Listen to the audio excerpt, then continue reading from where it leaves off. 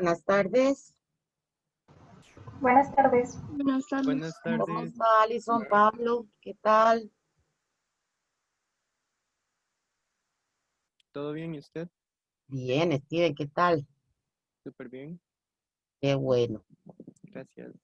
Vamos a dar unos minutitos para que se conecten los y las que faltan. Como siempre, les recuerdo que si por casualidad se desconectaran, me pasen un mensaje ahí por WhatsApp para volver a aceptarlos en la clase y aceptarlas.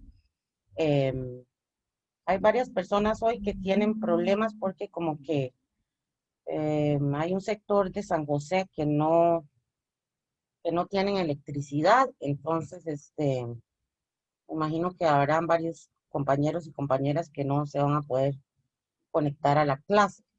Si ustedes por casualidad también tuvieran el mismo problema de que se les va la luz, o me escriben ahí por el WhatsApp.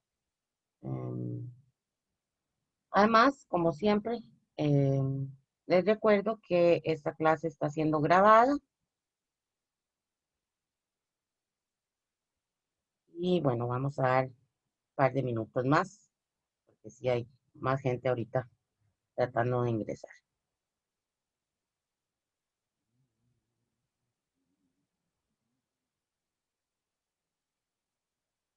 ¿Cómo me les fue con la semana de descanso? Bueno, con los días que tuvieron.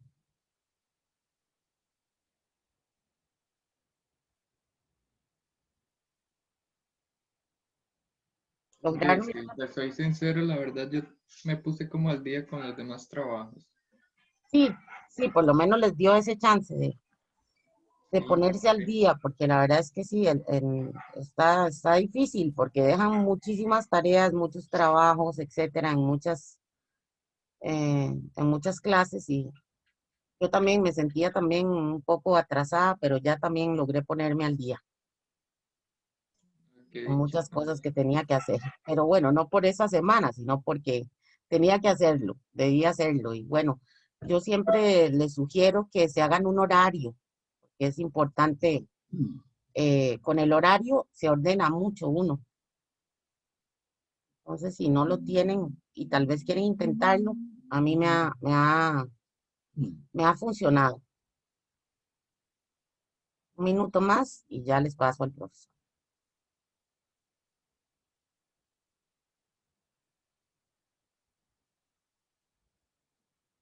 Ok, creo que ya estamos. Así que, sin más, les dejo on.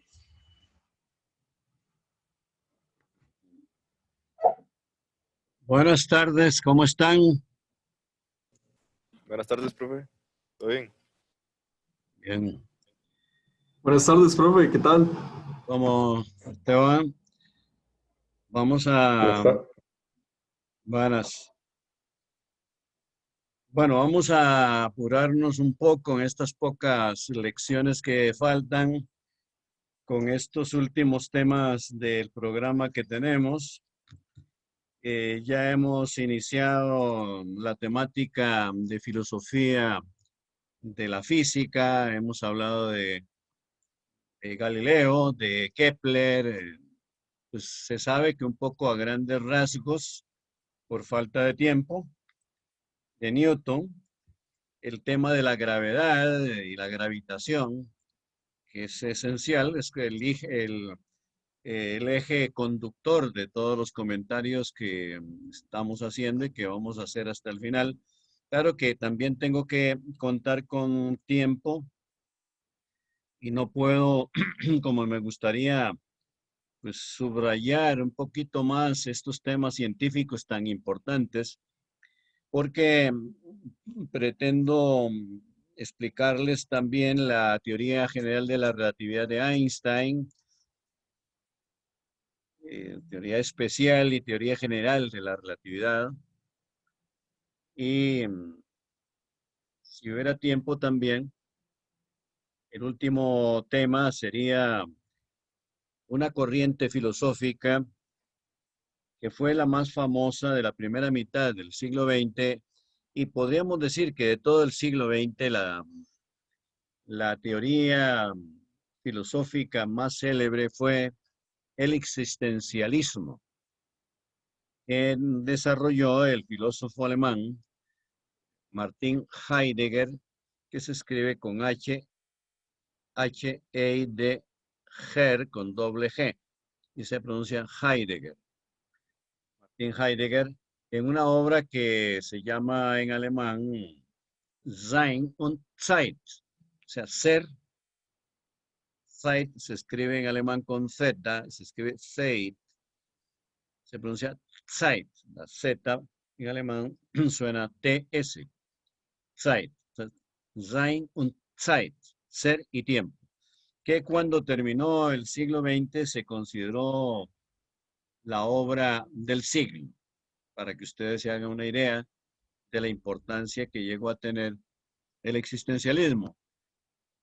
Por supuesto que también pues, es discutible en cuanto a posiblemente le escogieron,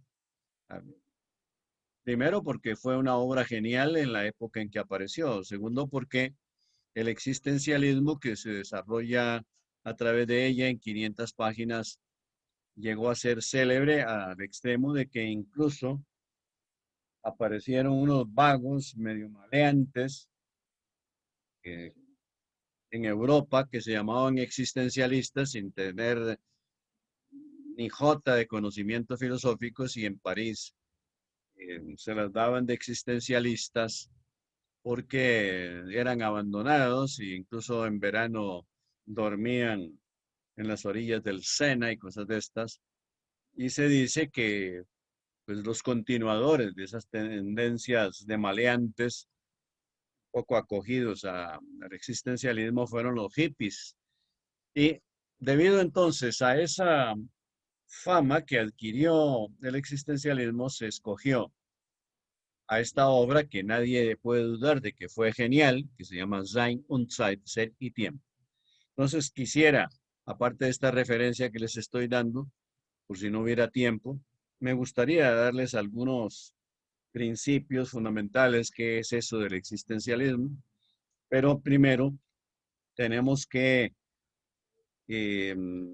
pues definir lo que fue la mecánica cuántica que se inicia por lo menos si a ustedes les preguntara a alguien, bueno, y que en el trabajito que me van a mandar de aquí a unas semanas como síntesis del curso, que es una referencia a la mecánica cuántica más o menos concreta, qué es la mecánica cuántica o qué fue, o qué es, porque todavía la mecánica cuántica está vigente, y por qué se llama mecánica cuántica, y se llama así precisamente por el cuánto de acción descubierto por Max Planck.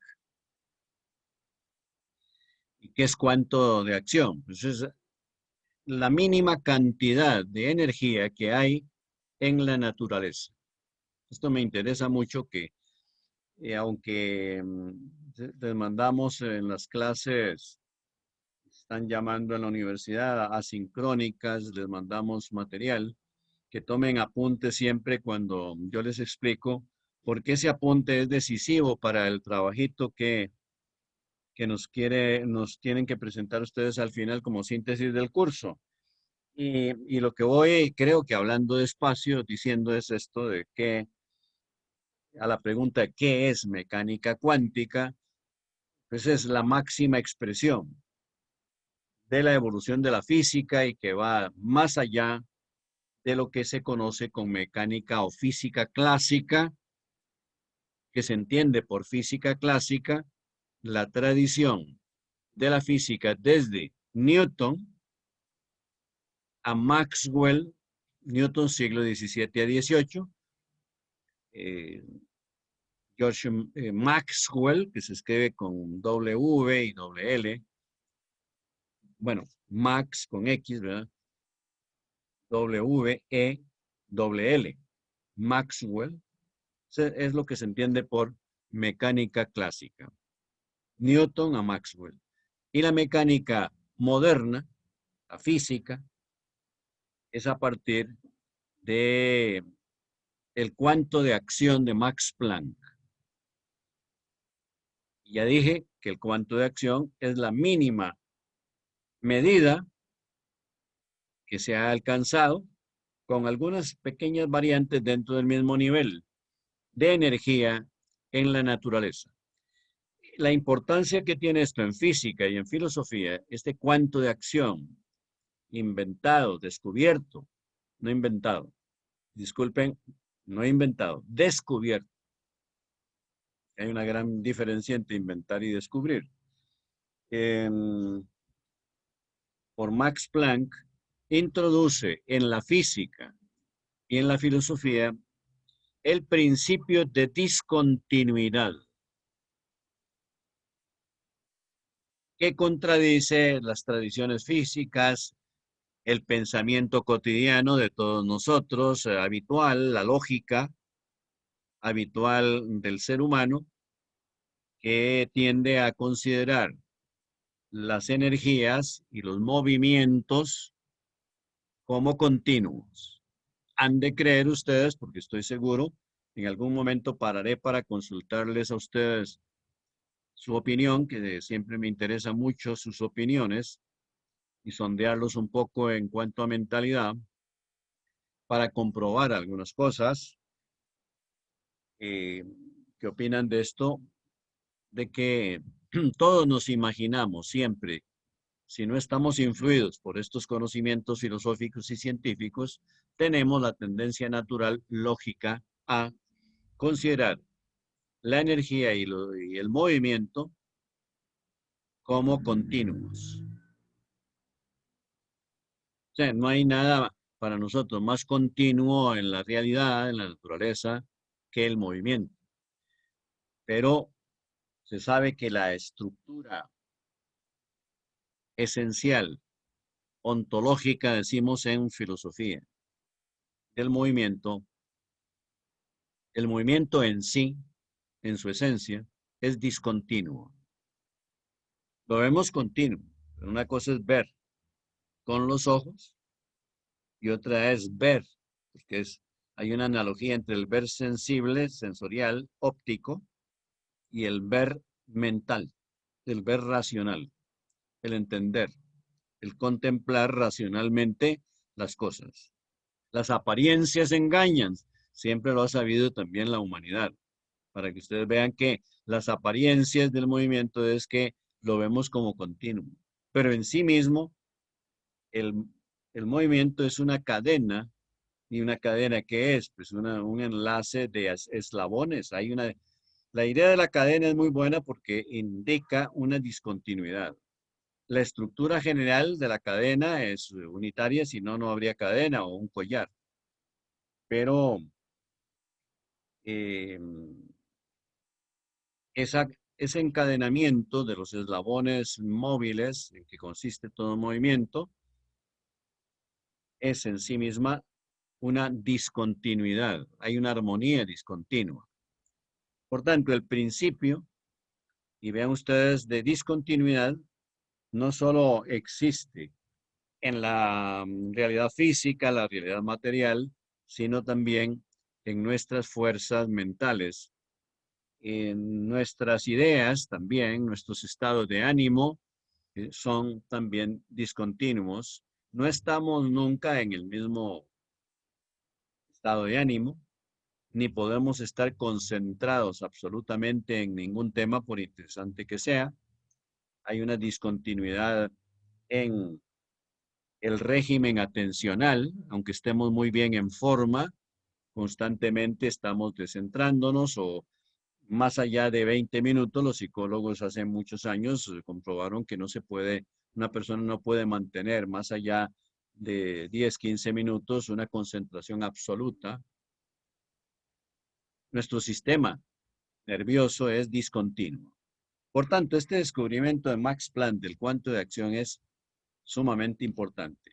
En cuanto a en una visión general con miras a ahorrar tiempo, por supuesto, de la mecánica cuántica, hay tres principios fundamentales. El principio de correspondencia, Es el primero. Hay dos que les voy a mencionar. Este es uno de Niels Bohr. Se escribe Niels. Bohr se escribe Bohr. Danés. Niels Bohr. Por supuesto, los que voy a mencionar son genios, más o menos al nivel de Einstein, creador de la mecánica, de la teoría de la relatividad y de las leyes del efecto fotoeléctrico. Y el principio de correspondencia de Niels Bohr es la que establece continuidad en diferentes niveles de la física y de la metodología entre la física clásica, ya dije, Newton a Maxwell, siglo XVII al siglo XIX, esa es la física clásica, y la física cuántica,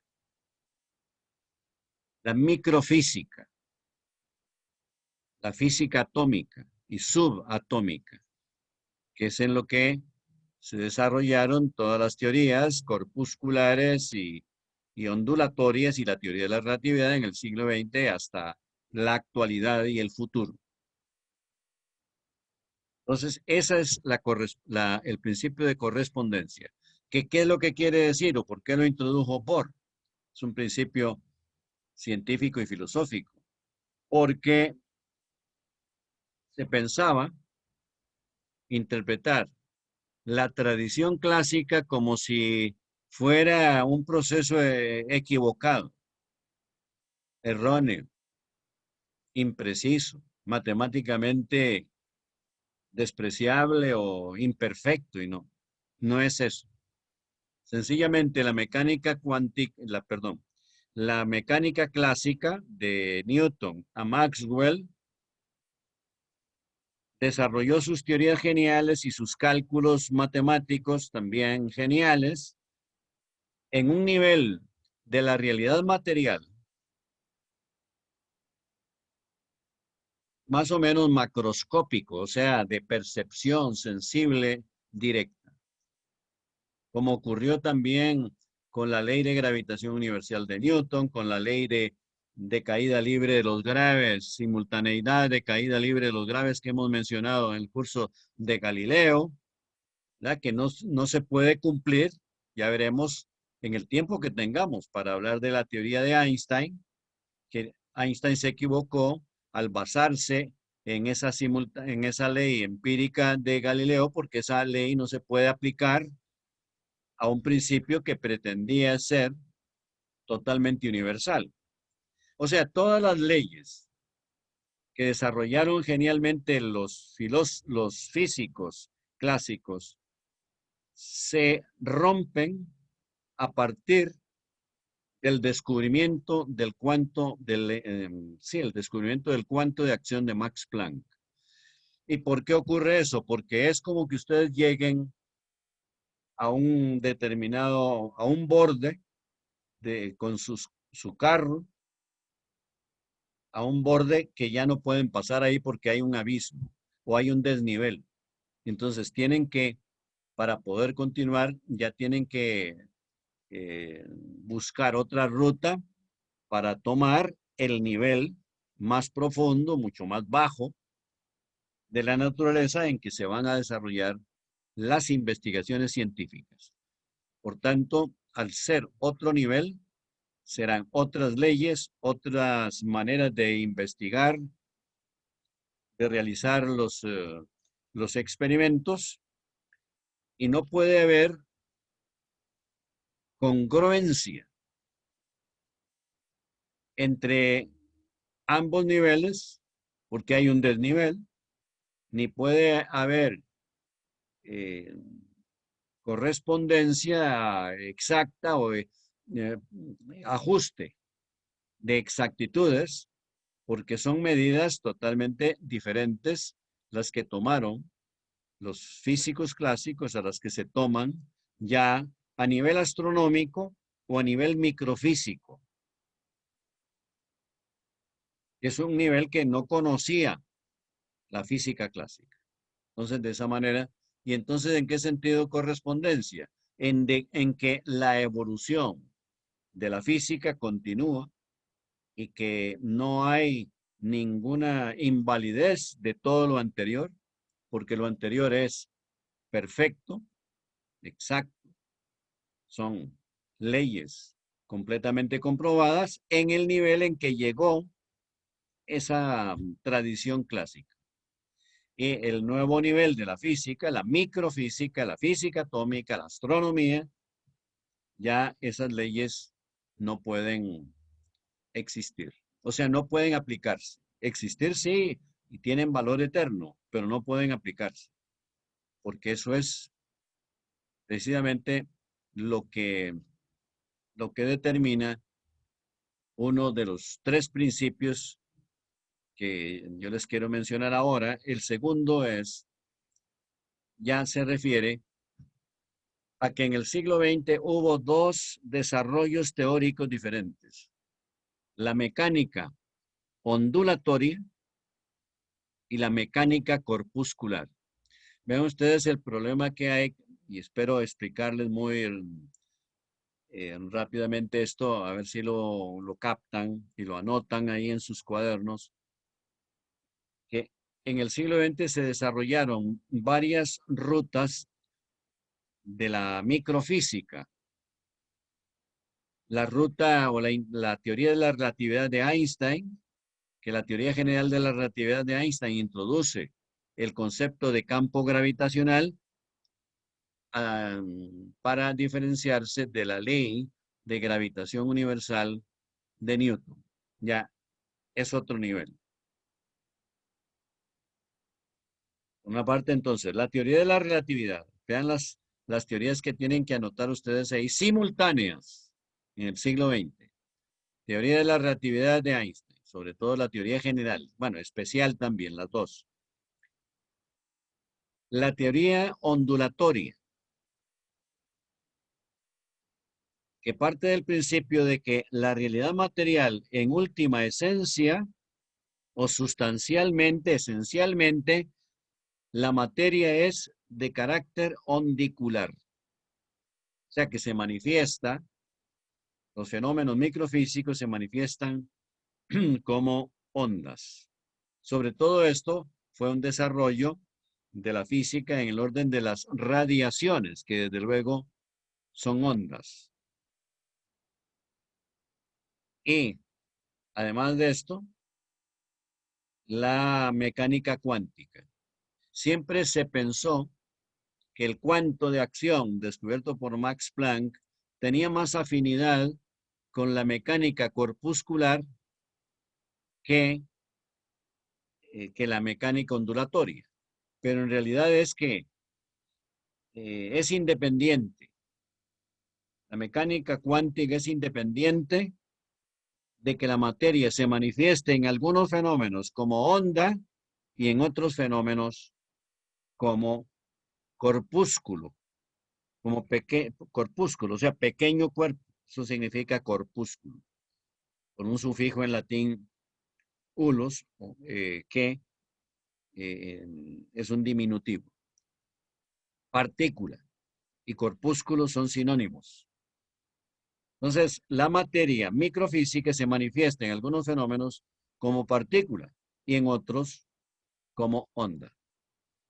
Un electrón, por ejemplo, es una partícula estable de todo átomo, pero acelerada al 15% de la velocidad de la luz se le asocia.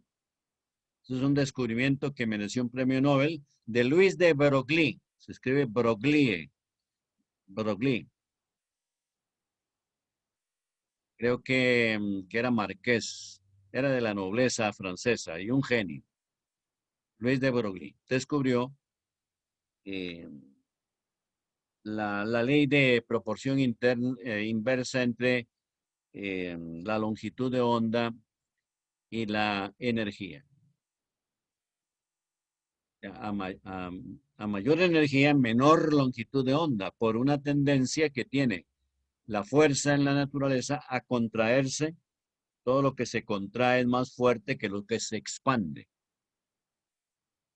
Hay una ley filosófica que yo he elaborado tomando en cuenta todos estos descubrimientos que la he llamado de proporción inversa entre la longitud y la densidad. Se cumple en todos los niveles. Pero ya les digo, basándome en todo esto. Y entonces, y sirve también para entender lo que ocurre con la teoría general de la relatividad, de que el tiempo se contrae, disminuye, cuando se intensifica la energía de los acontecimientos. O sea, si los acontecimientos son lentos, esto en la vida cotidiana también lo sabemos. Se dilata el tiempo. Llegamos a las 3 horas a un lugar, pero si vamos al doble de velocidad, tardamos hora y media, etc. Y un aparato supersónico nos pone en 10 minutos, en 5, nos pone en Liberia, 250 kilómetros. Entonces eso lo sabemos muy bien. La contracción o dilatación del tiempo según la intensidad de los fenómenos. Proporción inversa, entonces, entre el tiempo y la intensidad. Y también la energía aumenta con la contracción y disminuye con la expansión. En todos los niveles. Esta es una ley que se cumplió en la mecánica cuántica. Porque las radiaciones se debilitan con la extensión mayor del sistema.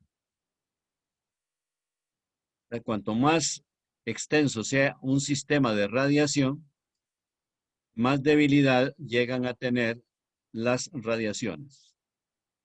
Pero bueno, volvamos entonces a los 3 principios que ya he dicho el otro. Primer principio, principio de correspondencia. Correspondencia en el sentido de que la mecánica cuántica no contradice la mecánica clásica. No dice hay que tirar eso a la basura, sino que son niveles diferentes. Pero toda la mecánica clásica sigue vigente. Y a partir de ahí, los cuánticos inician con otro tipo de vehículo, para decirlo así, por el nivel diferente en que apareció. No se van a meter ahí al desnivel y despeñarse por el abismo. Tienen que iniciar otra metodología, otros conceptos, inventar nuevas leyes. Entonces, mecánica cuántica, mecánica corpuscular y mecánica ondulatoria. La mecánica cuántica está presente en la corpuscular y en la ondulatoria. O sea, tanto las partículas elementales como las ondas microfísicas o astronómicas son igualmente manifestaciones de la materia y son cuánticas. Las ondas tienen un cuanto, las ondas lumínicas, por ejemplo, las ondas electromagnéticas en todos los niveles del espectro luminoso son en diferentes grados de intensidad energética electromagnética, son por supuesto, son ondas, pero es que además tienen un cuanto de acción y una determinada cantidad de energía. O sea, que el cuanto de acción no contradice ni la teoría ondulatoria ni la teoría corpuscular, porque ambas manifestaciones de la materia, la ondicular y la corpuscular, son cuánticas. El cuanto de acción está presente en todas las fórmulas de la materia, de la microfísica y la astronomía.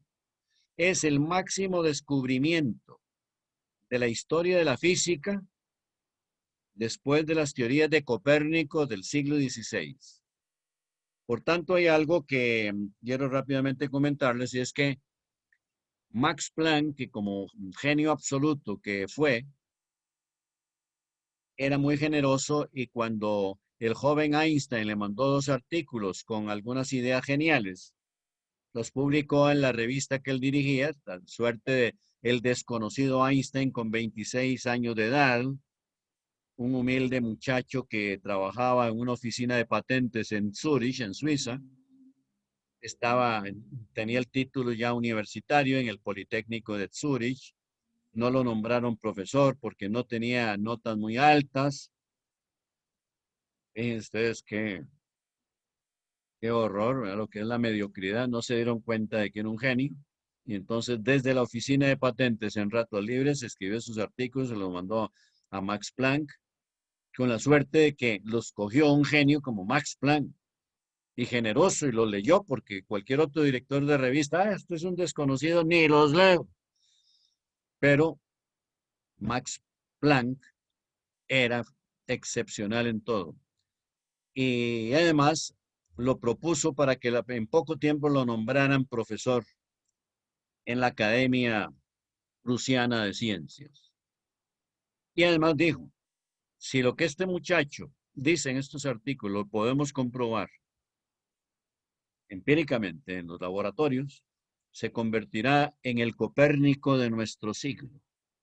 No se equivocó en que Einstein llegó a ser el más famoso físico del siglo XX, pero se equivocó en cuanto a que el Copérnico del siglo XX fue él, Max Planck, con su descubrimiento del cuanto de acción, que no sé si les he dicho, bueno, lo digo ahora, de que el símbolo del cuanto de acción de Max Planck es una H minúscula, que aparece en todas las fórmulas de la microfísica moderna.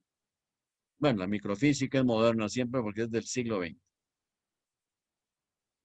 Y como entonces es el máximo descubrimiento, clave de todas las fórmulas de la materia que se puedan lograr, que se han logrado y se pudieran lograr en el futuro, pues nadie puede dudar de que el máximo genio de la física del siglo XX fue Max Planck. Niels Bohr, un genio al nivel pues, de Max Planck, ya decimos que ni Einstein, pero sí más o menos al nivel de Einstein. Niels Bohr introdujo también el principio de complementariedad. Entonces vean ustedes, principio de correspondencia, física clásica y física cuántica. Y principio de complementariedad,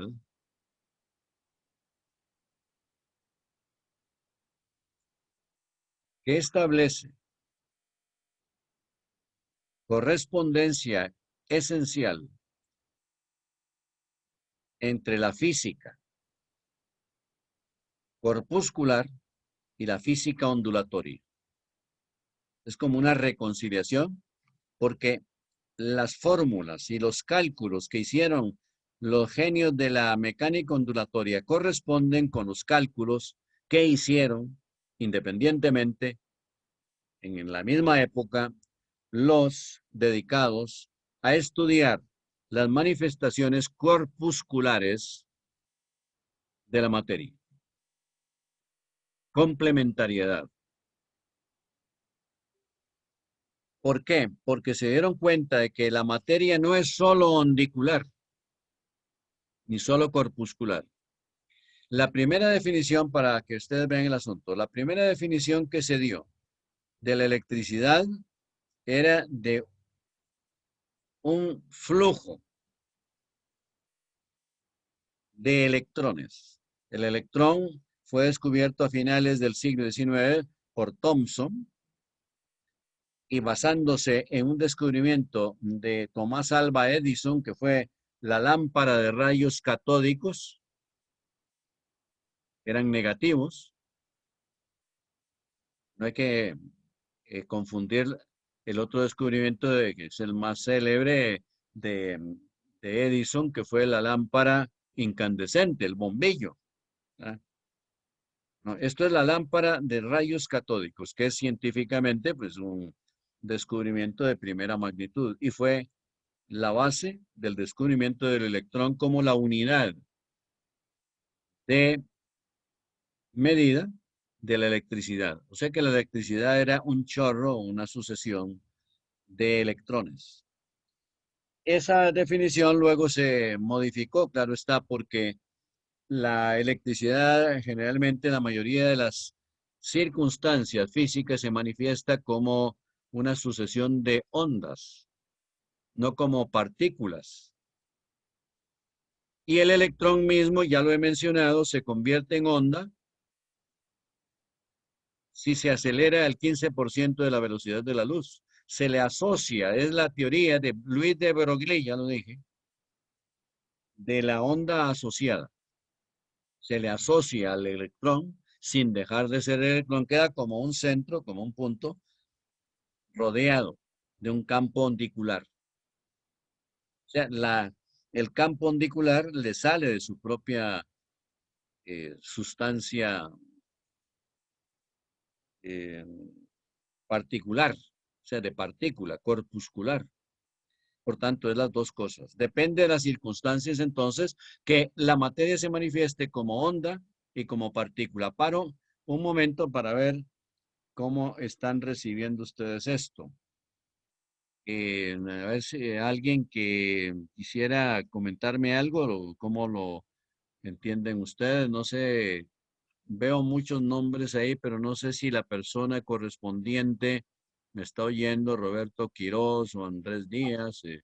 Aquí veo la fotografía de Pablo Rojas, quien podría colaborar en este momento diciéndome algún comentario. Profe, Ajá, Andrés Díaz. sí, la electricidad, o sea, el electrón se puede considerar, bueno, se consideró la unidad de electricidad, pero ¿era el electrón o el flujo de electrones? La definición era flujo de electrones. O sea, porque un solo electrón no puede Sí, sí, valer porque como, ahí como la materia proceso. tiene electrones, sí. Sí, sí, claro. Pero no, no, una radiación, una descarga eléctrica, fue considerado como una sucesión, un proceso de electrones. Pero esa definición es obsoleta porque no es que sea falsa, es que no es la única manifestación de la electricidad como partículas, porque los mismos electrones en ciertas circunstancias se convierten en ondas, de acuerdo a la teoría de Louis de Broglie. Y entonces, ¿cómo se podría definir ya definitivamente la electricidad? Es problemático porque podríamos decir un proceso electromagnético que a veces se manifiesta como onda y otras como ondas y otras como corpúsculos. Lo mismo ocurre con la estructura del átomo donde se aplicó el cuanto de acción de, de Max Planck. La primera aplicación del cuanto de acción de Max Planck la realizó, bueno, Edison en sus investigaciones y descubrimiento de las leyes del efecto fotoeléctrico. Y poco tiempo después, Niels Bohr y Rutherford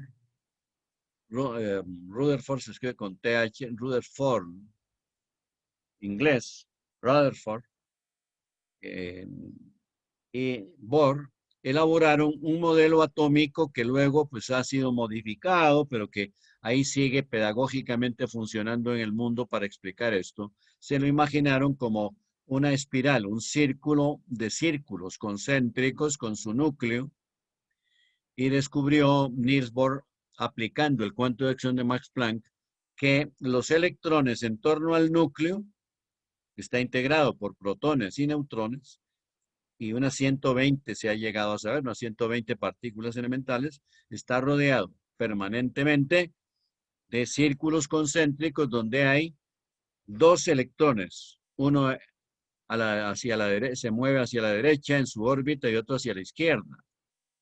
De acuerdo al principio de Pauli, Wolfgang Pauli,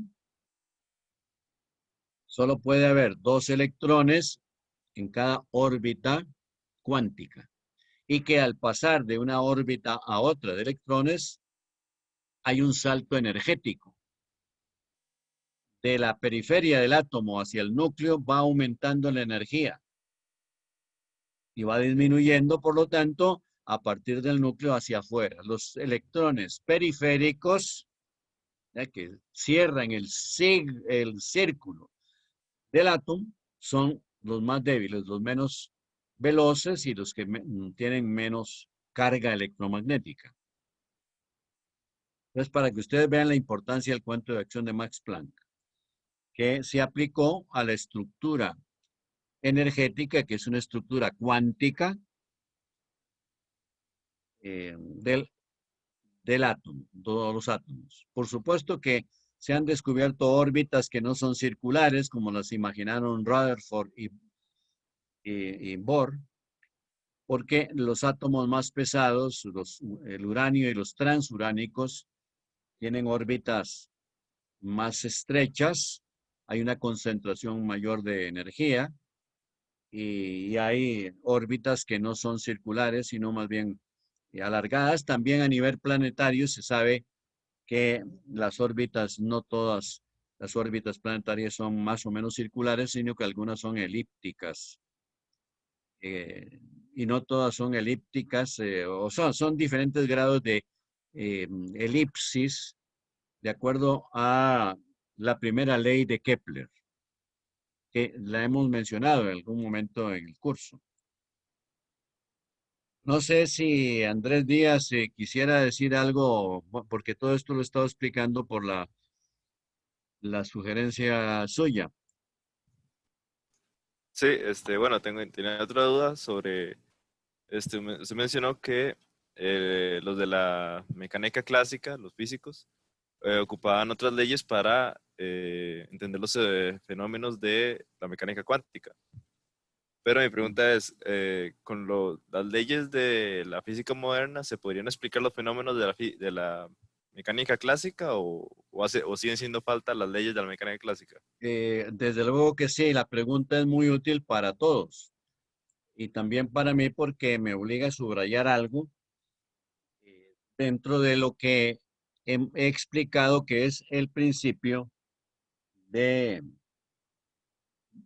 correspondencia entre la física clásica y la física moderna, que es la microfísica del siglo XX. Esa correspondencia consiste en que las leyes de la mecánica cuántica son correspondientes solamente al nivel microfísico y las de la mecánica clásica correspondientes a los niveles, podríamos decir, macroscópicos, macrofísicos, no microfísicos. Por lo tanto, son válidas todas esas leyes, pero hay un grupo de leyes clásicas que solo son exactas, geniales, válidas en el nivel de la materia que se estudió, a nivel teórico y a nivel empírico. Y que las leyes de la mecánica cuántica ya son referentes a la microfísica, donde está en juego el cuento de acción de Max Planck. Entonces, de acuerdo a la sugerencia de Andrés Díaz, le digo esto, ya creo haberlo dicho, pero lo subrayo. Creo que no, así no lo he dicho, que el límite entre la mecánica clásica y la mecánica moderna, la física, la microfísica, el límite, la frontera que marca esa división es el cuento de acción de Max Planck. No sé si Pablo Rojas quisiera hacernos algún comentario, si me está oyendo.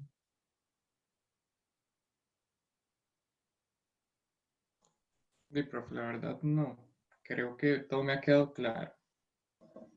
Bueno, entonces, bueno, hoy seguro por problemas que ya nos habían comunicado, no sé si la electricidad en San José hay, la mayoría están, aparece el nombre, pero no aparece la imagen, pero supongo que me están oyendo.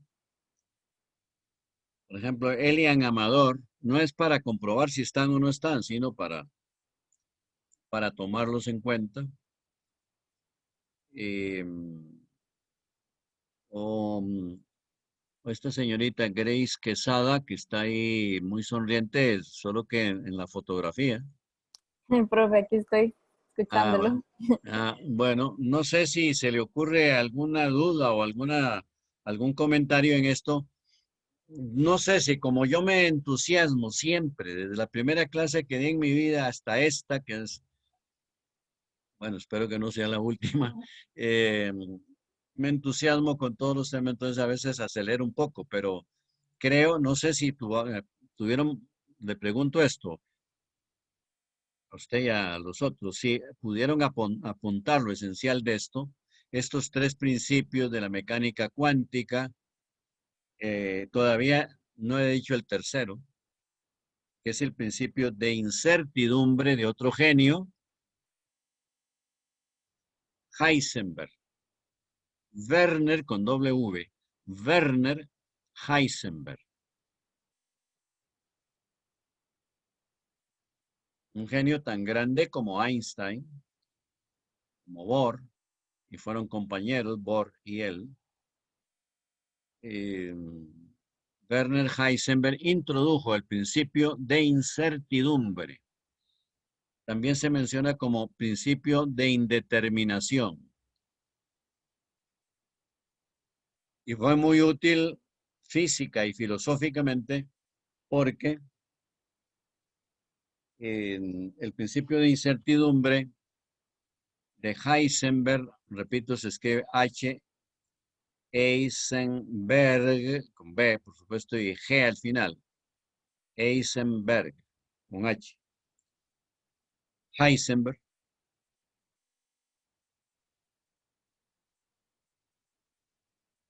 observó algo muy agudo, y es que en la microfísica, a diferencia de la facilidad que había para medir los fenómenos de la física clásica, y esto que lo esté oyendo Andrés Díaz por la sugerencia que me dio, o la pregunta que me hizo, de que pues, las leyes de la mecánica clásica, pues no es que fuera fácil tomar las medidas, pero eran más perceptibles a nivel empírico, mientras que en la microfísica, la tecnología que se aplica a los pequeños espacios que suponen el átomo, que es la unidad concreta, fundamental de la materia, ocurre, esto fue la observación de Werner Heisenberg, ocurre que el fenómeno natural, al intervenir el ser humano con sus aparatos electrónicos, por ejemplo, para captar la trayectoria de un electrón, Heisenberg observó que lo que reconstruimos de la trayectoria de un electrón en la cámara de niebla de Wilson, que así se llama, ¿verdad? Para acelerar partículas, a ver cómo se comportan. ¿Qué ocurre? Que la partícula no sabemos si se comporta de esa manera, porque Dios, como diría un sacerdote de la Edad Media, Dios lo permitió, Dios lo mandó. Tonterías de esas, ¿verdad? Pero en la época en que estamos viviendo nosotros, en el siglo XX, los genios de la física no iban a hablar así, sino que Heisenberg dijo, bueno, esa trayectoria que reconstruimos nosotros es aproximada, es más o menos cómo se comporta un electrón, pero ¿por qué más o menos? Bueno, que en realidad es más artificiosa que natural, porque cuando vamos el foco electromagnético con que lo iluminamos para ver por dónde va, está alterando el comportamiento de la partícula, porque ese foco electrónico está al nivel de la partícula y la empuja para aquí y para allá. Para ponerles una analogía, yo creo que muy gráfica. Las luces del estadio en la iluminación para partidos nocturnos en nada afecta a los jugadores físicamente. No los empuja para ningún lado. No les hace ni cosquillas, digámoslo así. Mientras que ese foco electrónico que ilumina un electrón, que es una unidad mínima de materia, tan liviana, digamos así, como el mismo foco, las mismas ondas electromagnéticas que se le están aplicando para iluminarlo, lo alteran. Por lo tanto, hay una indeterminación, una incertidumbre, y solo se pueden tomar medidas o de la posición del electrón, o sea, para saber dónde está hay que localizarlo. Y al localizarlo, sabemos dónde está, porque lo estamos enfocando y lo estamos viendo ahí, sentadito. Pero si va moviéndose, no sabemos exactamente dónde está, porque la trayectoria que estamos siguiendo, perfectamente podemos decir que es la que le impone el foco que le estamos aplicando. O sea, con el foco lo estamos empujando continuamente. Entonces, realmente no pueden tomarse ni medidas para captar, por ejemplo, la energía que lleva por gran velocidad un electrón. Tendríamos que pararlo. Entonces, esa energía es solo aproximada. Por eso, la mecánica cuántica, esto es muy importante, aplicó las matemáticas, nuevo método matemático, que en gran parte fue desarrollado por Werner Heisenberg. Para que ustedes se den cuenta del genio que era Heisenberg, recibió el Premio Nobel de Física a los 31 años de edad por este principio de incertidumbre que les estoy mencionando. Y que ante todo consiste en que el nivel tecnológico de aplicación a la materia altera los estados naturales y entonces el estado natural absolutamente cierto, las medidas que se tomen son aproximadas y que la diferencia que hay de medida entre la posición del electrón o cualquier otra partícula y la energía, el momentum mecánico, o sea, el incremento de velocidad que lleve en un determinado momento, es solo aproximado y que la aproximación puede ser igual o mayor que el cuanto de acción de Max Planck, pero no puede ser menor. O sea, hay una diferencia en esa incertidumbre que se mide, por lo menos básicamente por el cuanto de acción de Max Planck. Todavía no les he dicho para que anoten ahí el dato aritmético del cuanto de acción de Max Planck, que es 6.63. Bueno, creo que el primer dato que obtuvo Max Planck era el de 6.57 por 10 a la menos 27, algo así. Pero luego él mismo y otros por métodos un poquillo más precisos, a más o menos al mismo nivel, lograron datos como 6 puntos, si ustedes quieren anoten este de más o menos definitivo, 6.63 por 10 a la menos 34. 6.63 por 10 a la 34 es el valor aritmético del cuanto de acción de Max Planck.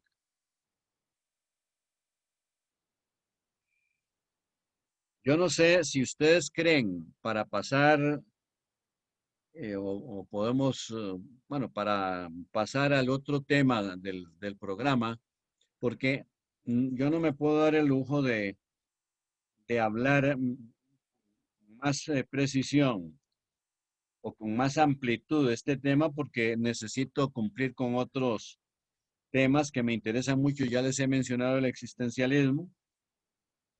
Ya les he explicado los tres grandes principios. Principio de correspondencia entre física clásica y física del siglo XX, moderna, microfísica.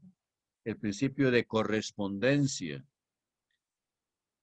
Y segundo, el principio de Bohr, los dos. y el principio de complementariedad. Recuerden, complementariedad entre onda y partícula, porque la materia es las dos cosas.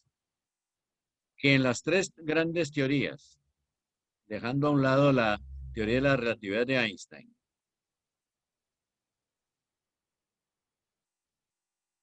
la corpuscular, la ondulatoria, y en el centro, la cuántica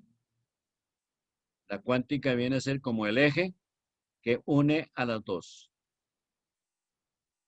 Y también une a la teoría general de la relatividad de Einstein con algunas limitaciones.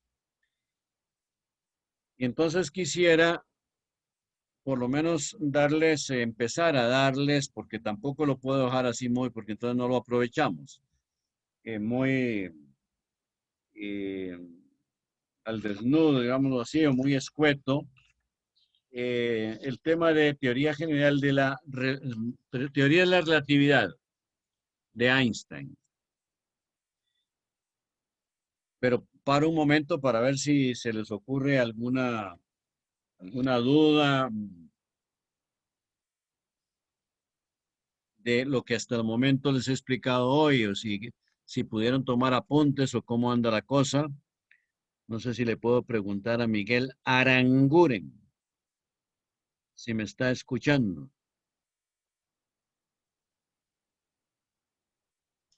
Profe, sí, hasta el momento todo claro. Sí he logrado tomar apuntes, está bien. Ah, bueno, entonces puedo seguir, puedo empezar a darles algunos elementos de la teoría de la relatividad de Einstein. Bueno, en primer lugar, Einstein, muy conocido de ustedes, tal vez hasta por el colegio, algo les explicaron.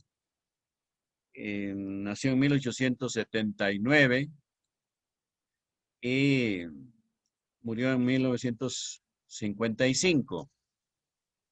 Su celebridad se debe sobre todo a la teoría de la relatividad, que tuvo algunos precedentes que él mismo reconoció. Por ejemplo, las teorías de Henri Poincaré, se escribe Poincaré, la teoría de las fuerzas y los campos, también, bueno, de finales del siglo XIX,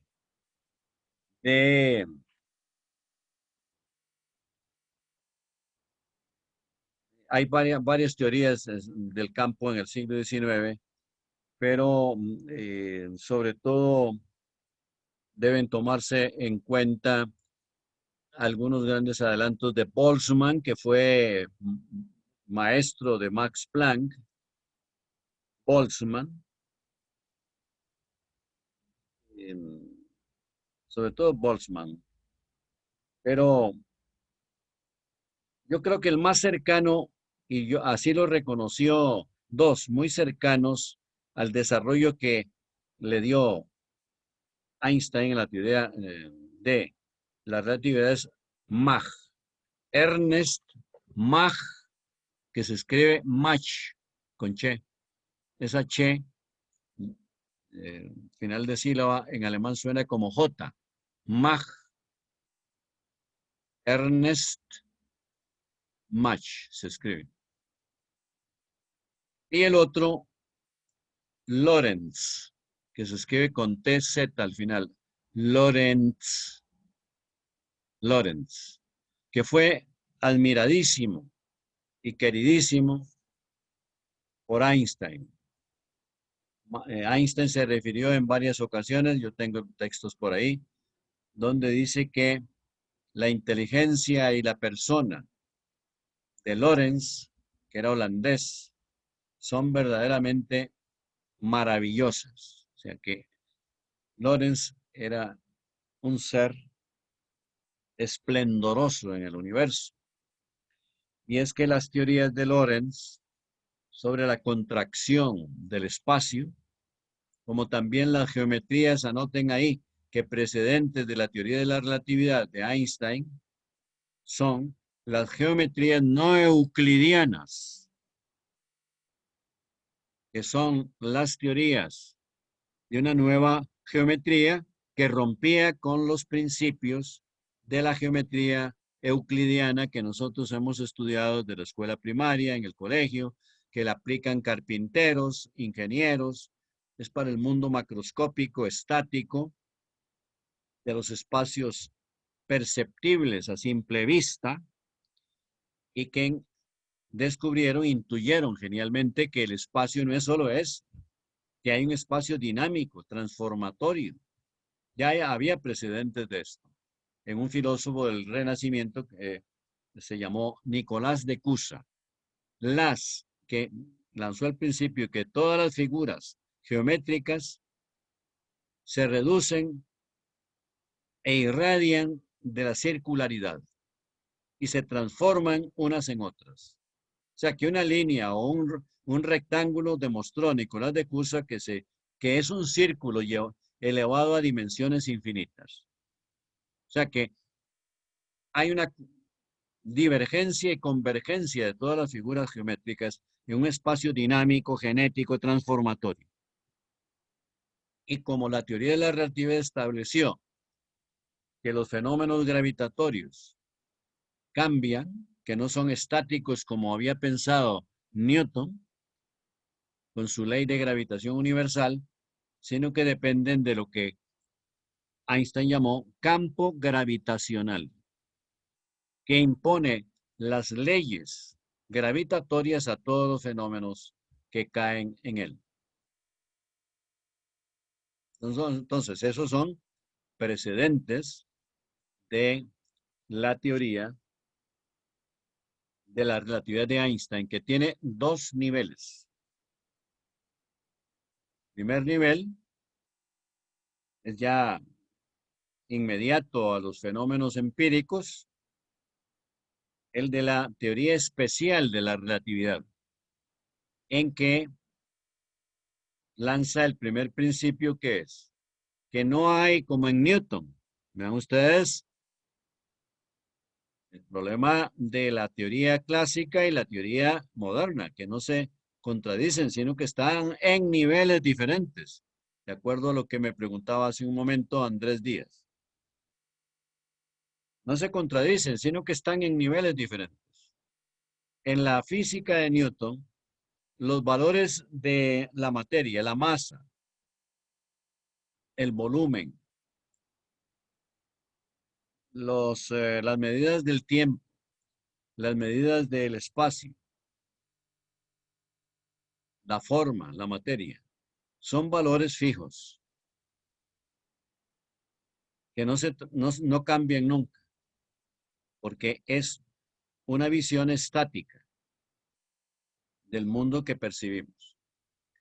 Pero en el siglo XX se descubren transformaciones, incluso de la ley de gravitación universal de Newton, variaciones de acuerdo a las circunstancias físicas, astronómicas o de grandes concentraciones de materia y energía, de grandes velocidades, donde los valores materiales cambian.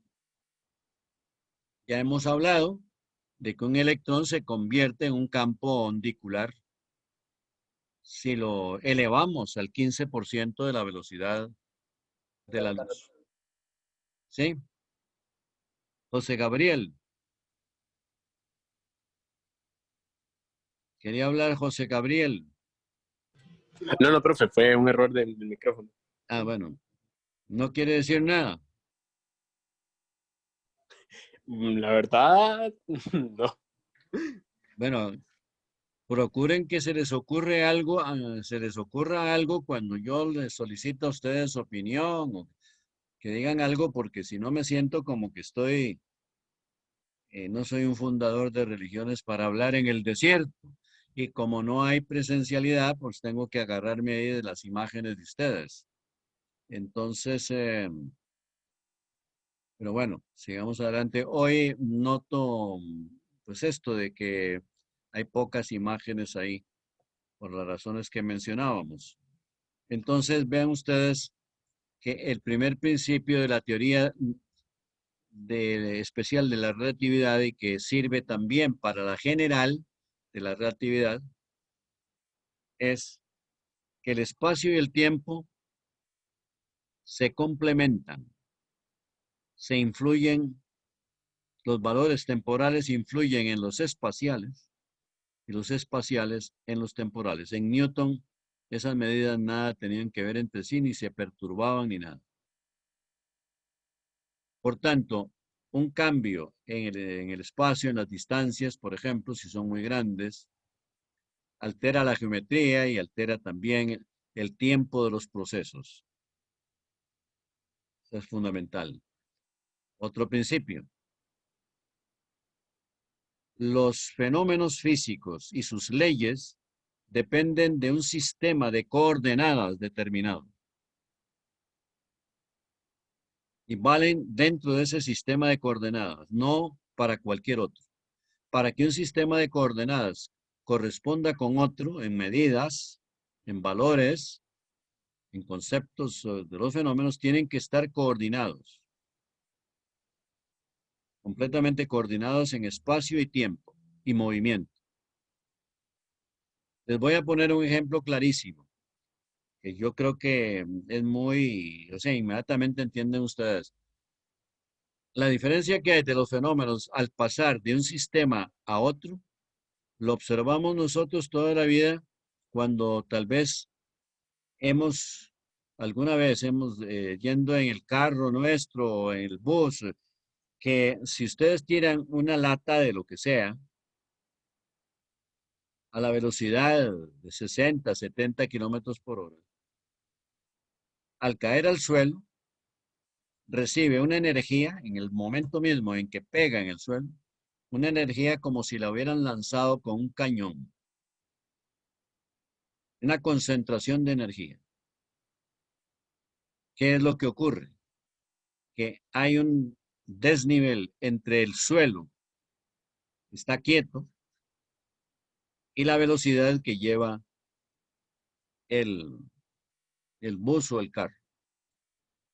Todo lo que va dentro del carro o del bus, lo que sea, participa de la velocidad del vehículo. Nosotros vamos sentados y no notamos que estemos participando de esa velocidad, porque vamos quietos, vamos sentaditos ahí. ¿Eh?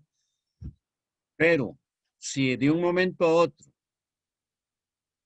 hay un frenazo, tenemos que poner las manos, si los reflejos nos sirven, para sostenernos porque nos lanza hacia adelante.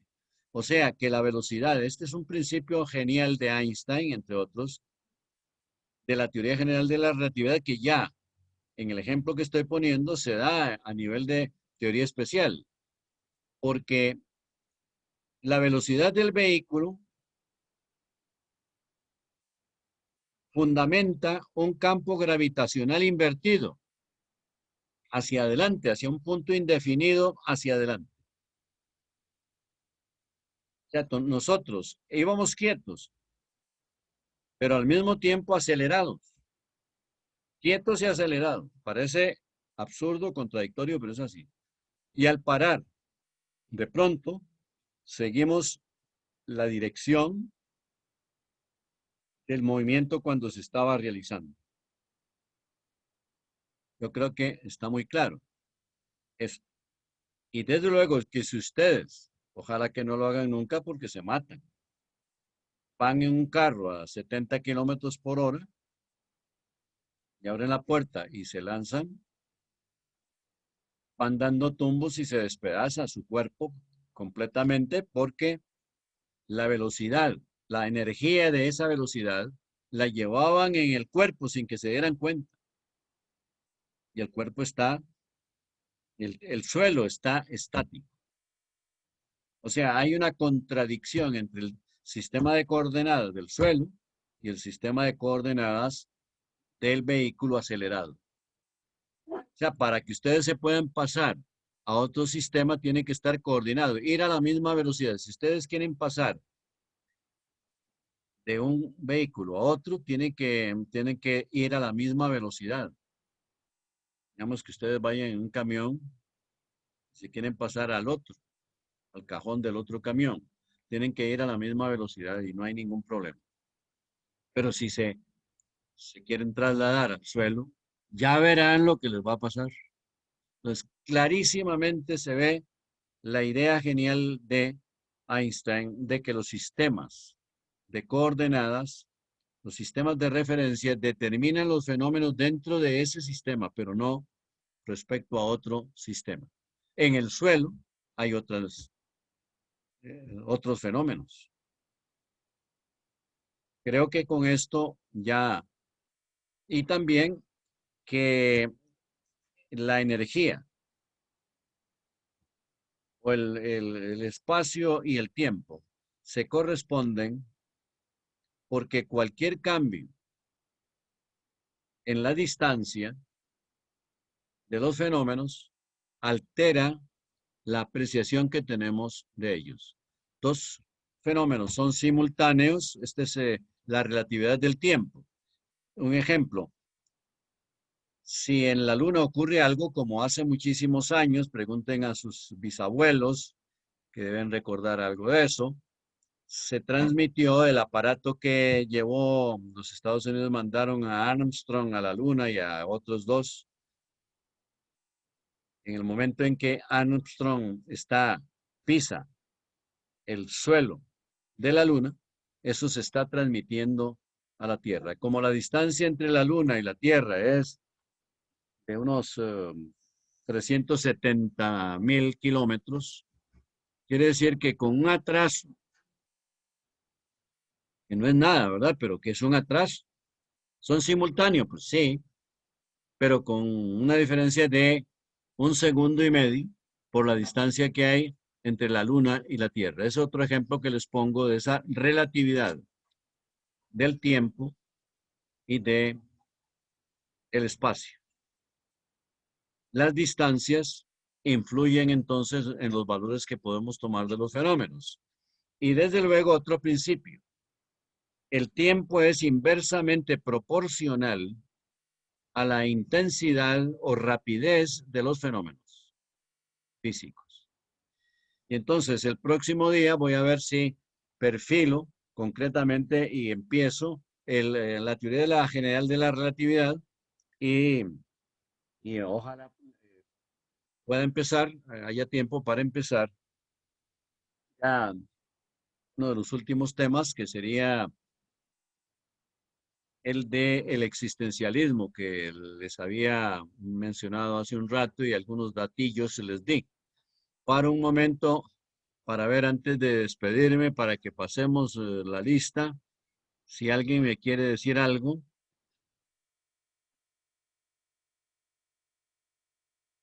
Si tomaron apunte de todo lo que les he explicado hoy. Profe, Sí. hay una parte que quedó incompleta en mi apunte, que es para que un sistema de coordenadas y valores pertenezca a otro, ¿qué sigue después de eso? No logré completarlo. Sí, es que eso lo expliqué muy rápido y puse un ejemplo que, pues, yo creo que es gráfico, pero que lo de el cambio del sistema de coordenadas acelerado, Steven, Ujú. respecto al suelo que está quieto, pues está claro, ¿verdad? Por eso todos hemos hecho esa pruebilla de lanzar un tarro de cerveza o lo que sea al suelo cuando vamos a 70 kilómetros por hora y vemos que va dando tumbos a una velocidad, con una energía, como si lo hubieran expulsado por eh, una máquina de proyectiles. Eso sí está claro. Pero dije que para que ustedes, manteniéndonos en el mismo ejemplo, nos pasáramos de un sistema a otro, tienen que ser completamente coordinados en espacio, tiempo y movimiento. Si es que están en movimiento los dos vehículos, para que ustedes se pasen a otro vehículo, tienen que ir los dos ajustados el uno al otro, en tiempo y en movimiento. Muchas gracias. Bueno, entonces,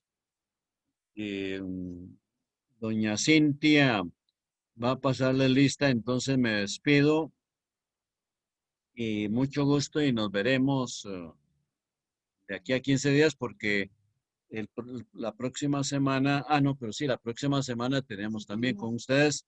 Recuerden, la próxima semana es sincrónica. Es que hoy quería darles clase para avanzar un poquito porque ya estamos terminando y que no nos quede muy, muy pobre el desarrollo.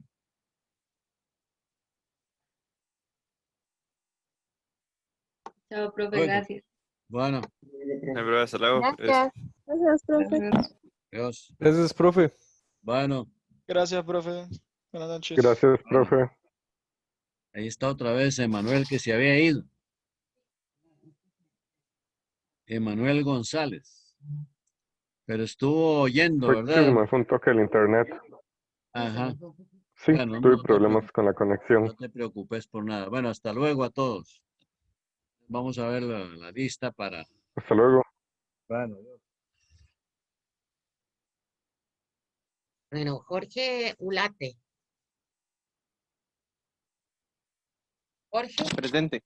Ujú. Perdón.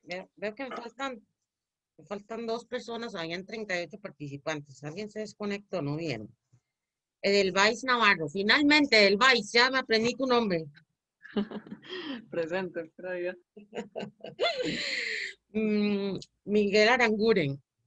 Presente. Daniel Mora. Daniel Mora. Gloriana Valerio. Presente. Diego Acosta. Diego Acosta. ¿Está por aquí?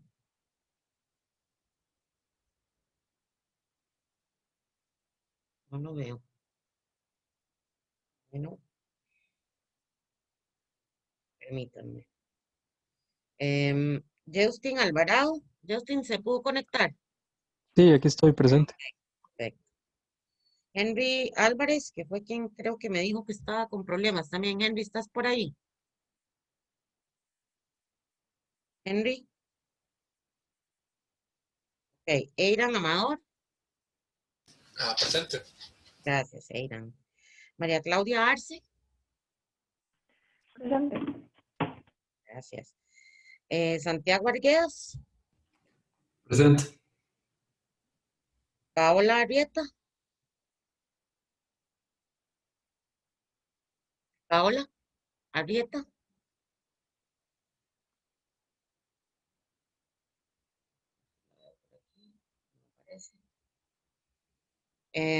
Jorge Blanco.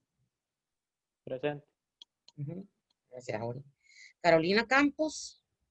Presente. Gracias, Caro. André Campos. Presente. Gracias. Margina Centeno. Presente. Gracias. Esteban Corrales. Presente. Alison Cruz. Presente. Andrés Díaz. Presente. Gracias, Andrés. Valentina Fonseca. Valentina Fonseca.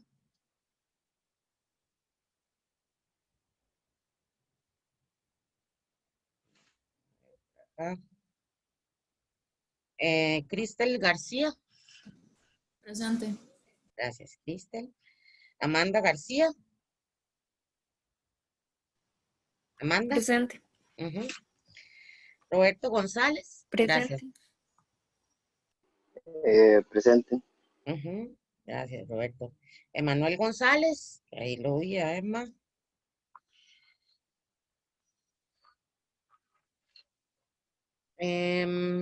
Christopher Hernández. Presente. Gracias, Christopher. Ana Laura Hidalgo. Presente. Gracias, Ana. Felipe López. Felipe también me dijo que tenía problemas, pero se logró conectar. Felipe, ¿estás por ahí? Stephanie Marenco. Ahí la veo, Stephanie. Daniel Marín. Presente. Gracias, William. Tania Monge.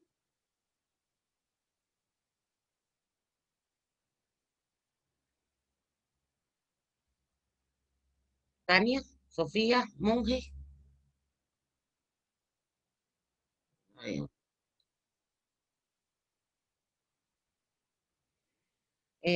José Gabriel Palacios. José Gabriel, ¿estás por ahí?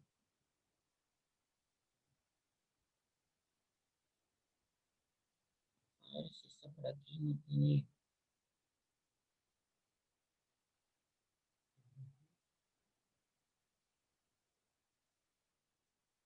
No aparece. Bueno. Santiago Pombo. Aquí, profe, presente. Gracias, Santiago. Grace Quesada. Presente. Gracias, Grace. Roberto Quiroz. Presente. Gracias, Roberto. José Pablo Rojas. Presente.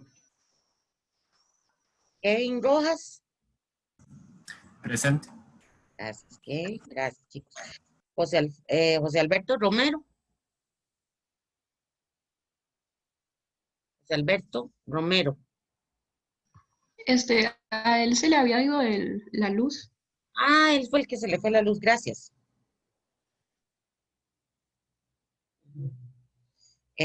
Alison Salazar. Presente. Gracias, Alison. Andrés Ibaja. Presente. Gracias, Andrés. Dilana Siles. Presente. Ujú, bien, gracias. Sofía Solano. Presente. Gracias, Sofía.